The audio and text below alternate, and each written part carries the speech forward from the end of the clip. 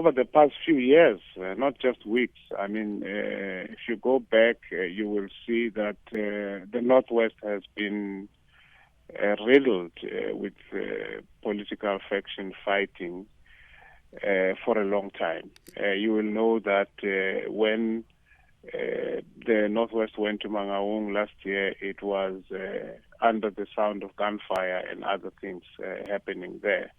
And I think we can't disconnect these things from what is happening now in Tlokwe. Of course, I am not saying that all of these things are playing themselves out in Tlokwe. There are several things happening. I mean, it's a palace revolt in some ways. Councillors are unhappy with their mayor. That has been, according to them, imposed on them by the PEC and Lutuli House. The problem with the factions in the Northwest is that there is no one that has an upper hand, it seems, and so the battle continues. Mm-hmm. Now, the ANC has managed to retain Ward 9 in the area. Can one safely say that they still have control in that province? Yeah, they still have control, and indications are that with the 9 remaining ward by-elections, I think that they are likely to regain Tlokwe, and that they will reinstall the mayor of their choice in how long? Just over a month, I think, when the next by-elections are there. But what is clear is that even in Ward 9, their majority compared to 2011 is greatly reduced. And it's a battle of ANC against ANC. The ANC candidate got 50%. The independent candidate, who is really an ANC, former ANC candidate, got 34.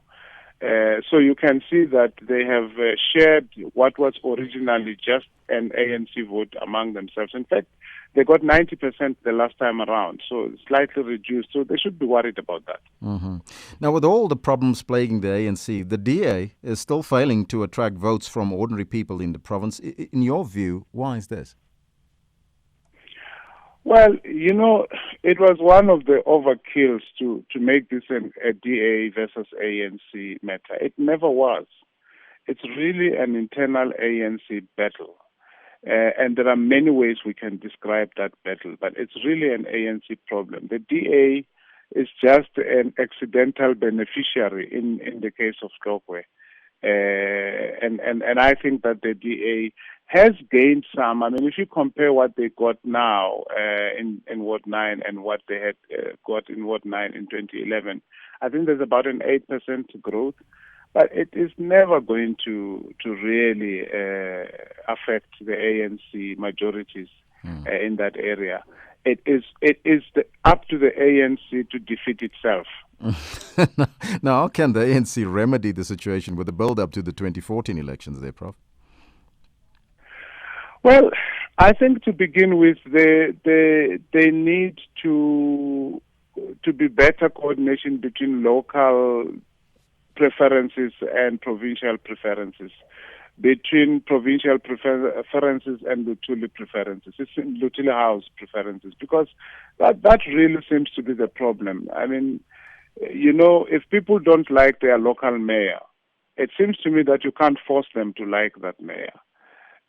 So you need to do some things beforehand to make sure that it is the mayor that they like. And mechanisms need to be brought in for deadlock breaking mechanisms. Because what we have seen, I mean, this is the fear that the ANC must have now. Did other municipalities watch closely what happened in Tlokwe? Will they do it also? In other words, will they just pass a vote of no confidence and not attend? Walk out and allow the opposition to take over. You know that. So these are tactics, desperate tactics, in my view, of people who feel imposed upon, people who feel that they would like a different leader.